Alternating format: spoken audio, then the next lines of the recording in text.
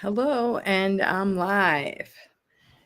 Hello, viewers. I am here, just wanted to make a little video because I am starting a new project and I kind of wanted to document it on video. So thank you for coming to this video. Thank you for coming to my channel. Today is Friday, the day after Thanksgiving, and I have been doing some projects around just some loose ends that I had to tie up, which some of them are getting ready for a craft fair on Friday. Well, it's kind of a vendor event, not necessarily just crafts, but I made some things for it. And I made some, these are dishcloths, doily dishcloths, and I will be hopefully selling some of these. I also have some, these are towel hangers, like for your dish towels, and you can put this on your stove and then stick your towel through the hole. And I just saw this at my daughter-in-law's house and I thought it was genius because I've made those towels that you have to put holes in the top and then you knit it, and it's a really cool gift. But voila, you can do this and then get your own towels and take them out to wash them, put them back. It's great. So on this channel, I have a lot of different things going on. The video that I have the most views on is a video that I made. It was putting fur onto a coat. I actually had fur on that coat and you could take it off to wash it, but I think one time I forgot to take it off and it got all matted up. So I'm putting fur on it. So you could put a fur on a coat that already had fur on it, or you could cut the fur off that you have and put a new fur on it, or you could even, it doesn't have fur but you want fur, you can actually buy the fur on Amazon. So check out that video.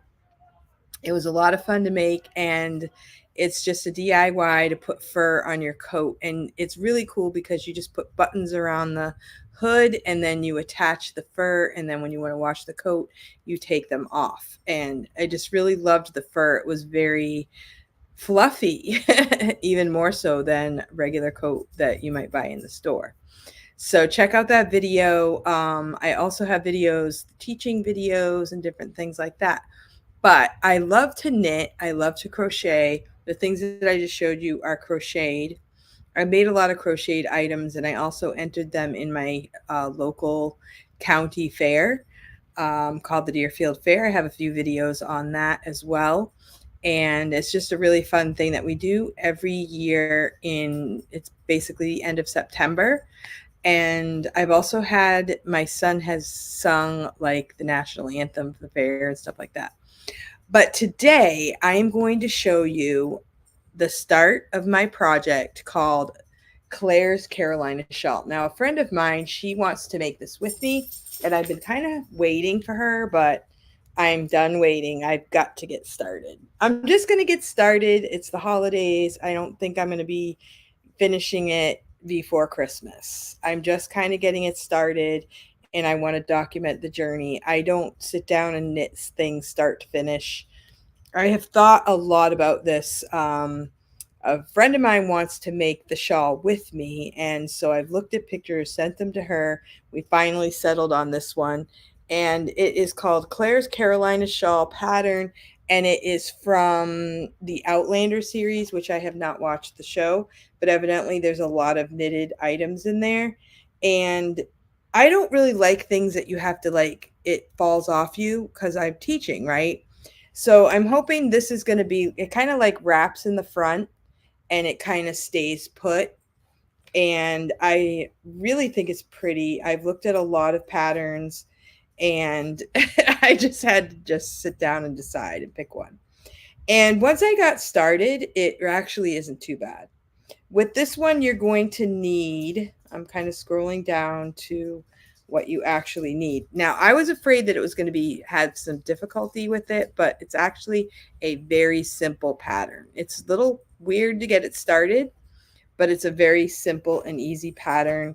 If you're a beginner knitter, there's a couple new things in it, but not much. I mean, a regular sweater is a lot more difficult than this. You basically just have to know how to knit and yarn over. And you do have to cast on. You start with 5 and then you just increase the numbers. Okay, so it tells me to start with size. It said size 10 or 11. These are size 10, and these are the needles that I like to get. These are from Amazon and they're very cheap. I got a whole package of them for like $10, all different sizes. And so these are the ones I actually like to use. I'm a little nervous because I'm not sure that this is going to be big enough, the tubing.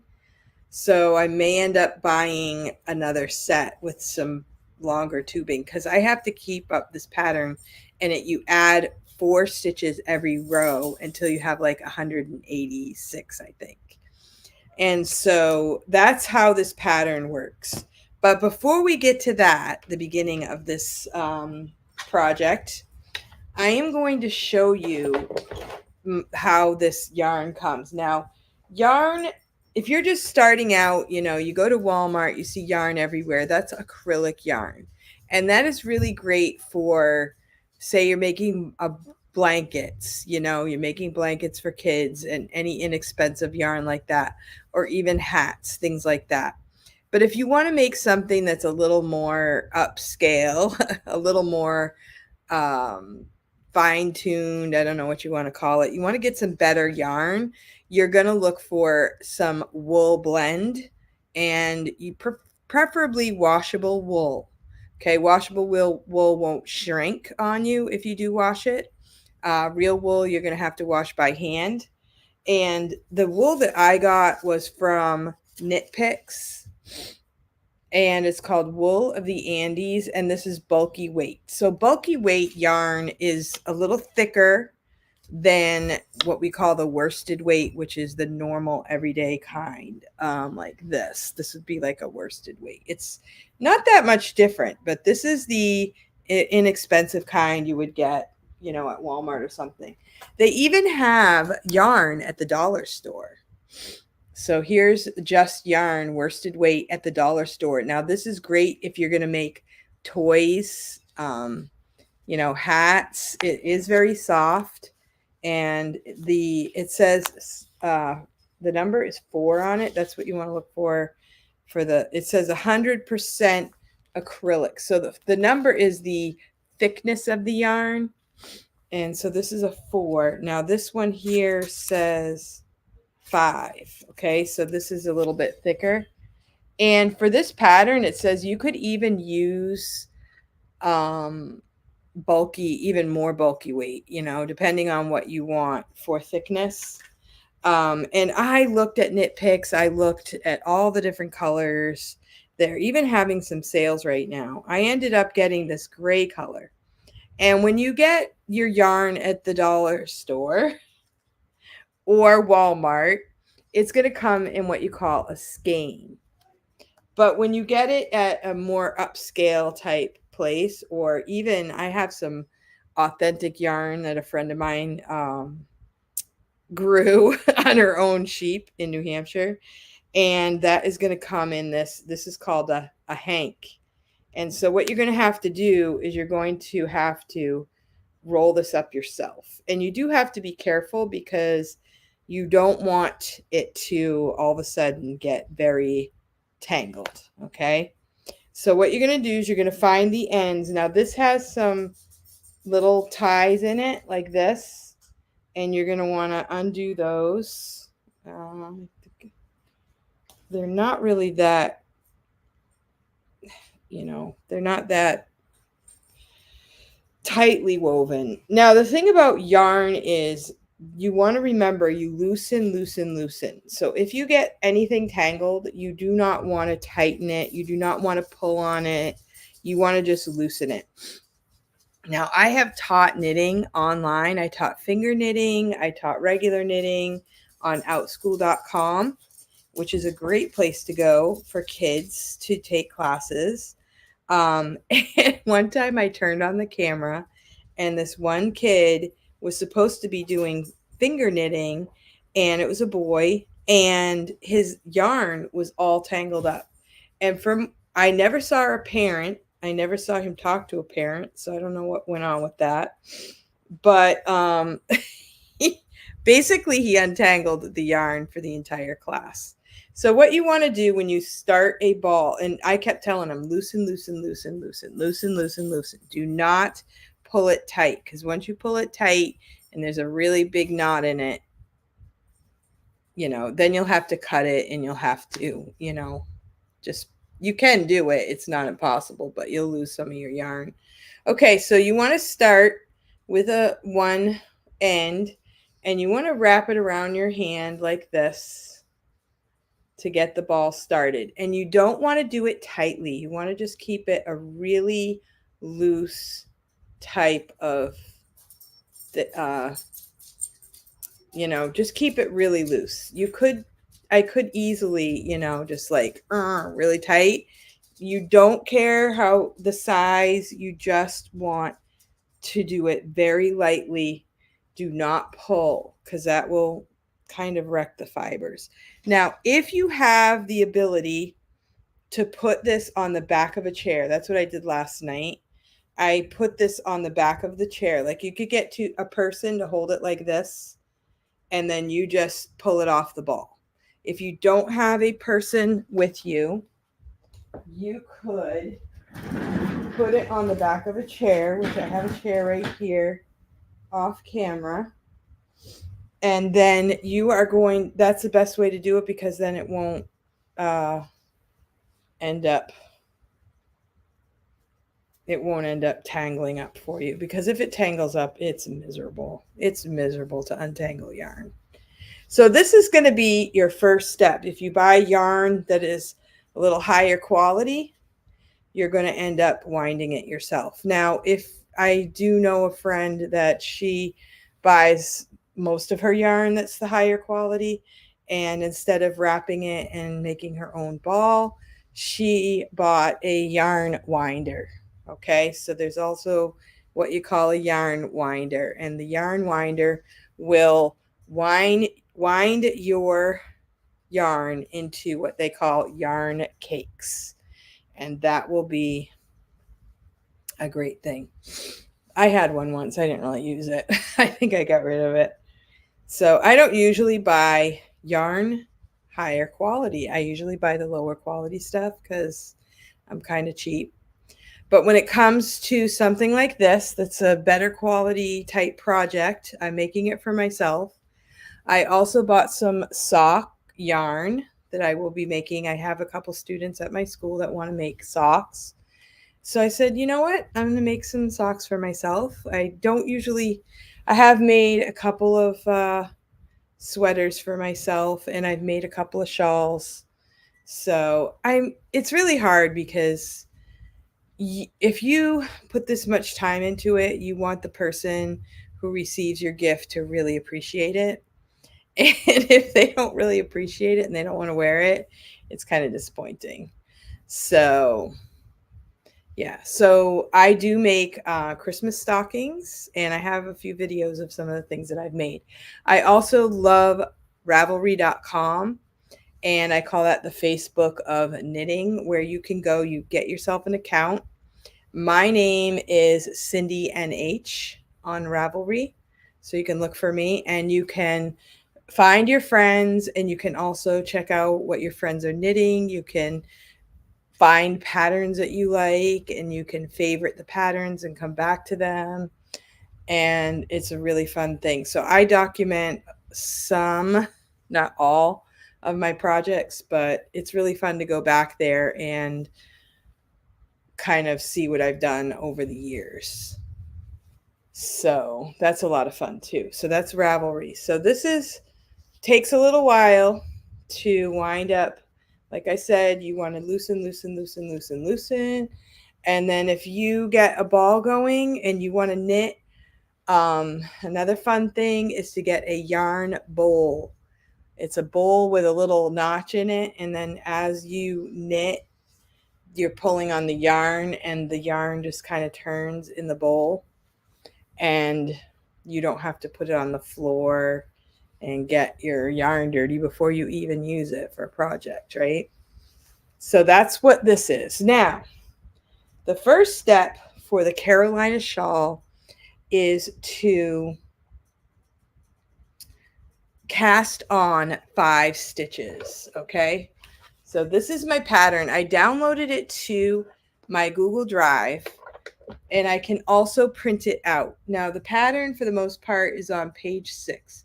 This is a free pattern, and it is from the website called Handy Little Me, handylittleme.com. And she also has a pattern for fingerless gloves on the website. So this is a free pattern that you can get there. She also has a video of the beginning stages of this shawl. So what you do is you cast on 5. Okay, so I actually did it like this. You cast on 5, and then you have to, it's going to look like this at the beginning. It's kind of interesting. Kind of read about this a lot before I got started. I thought it was going to be a little harder, but you go knit 1, yarn over, knit 1, yarn over, place the marker, PM is place marker, knit, place marker, yarn over, knit 1, yarn over, knit 1, and you have 9 stitches. And you're going to continue in that pattern. Every time you yarn over, you're adding a stitch. So every row, well, you're going to do that for a row, then you're going to knit a row, then you're going to do your adding on row, and then you're going to knit a row, and you're going to keep doing that until you get 181 stitches. That's going to be a lot. So like I said, I'm not exactly sure I'm going to be able to fit 181 stitches on this. They will be very cramped. So, but I thought it was starting at the point and working your way up, but it's actually starting at the top of the thing. So I don't know exactly how this is going to, I'm a little confused in my mind how this is all going to work out, but I think it starts like this, and then you're going to work your way down, and then I'm going to put stripes in it, and the stripes are going to be this color. It's kind of a color I don't have that much of, so I thought it might be something different. And I love these colors. Like I said, it's not 100, it says 100% Peruvian Highland wool. And from knitpicks.com, made in Peru. Interesting.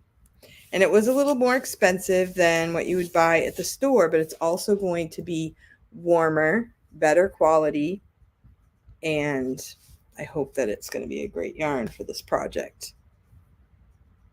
So day 1, I just started. Actually, I started on this yesterday. So I'm just at the beginning of stages. I started on it, and I did take out the first attempt because it was a little too loose at the top.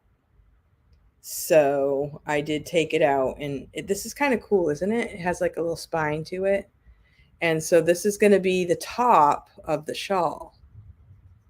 So it's going to be kind of cool. I've never made a shawl like this before.